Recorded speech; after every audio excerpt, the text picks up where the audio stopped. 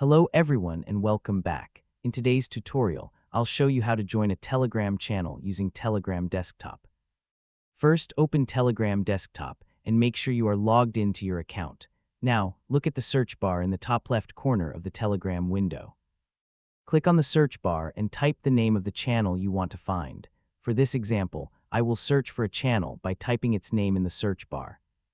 As you type, Telegram will show matching results. Look through the search results and find the channel you want to join. Now, click on the channel to open it. Before joining, you can view the channel name, profile picture, and available posts to make sure you have selected the correct channel. If this is a channel that you have not joined yet, you will see a Join button at the bottom of the channel window. Click on the Join button to join the channel. After clicking Join, you will become a member of the channel. You can now view the channel's posts and receive new updates from the channel. You can also use the search bar to find other public channels by searching for different names, topics, or keywords.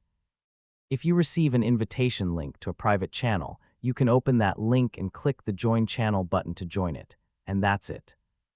You have successfully joined a Telegram channel using Telegram Desktop. Thanks for watching.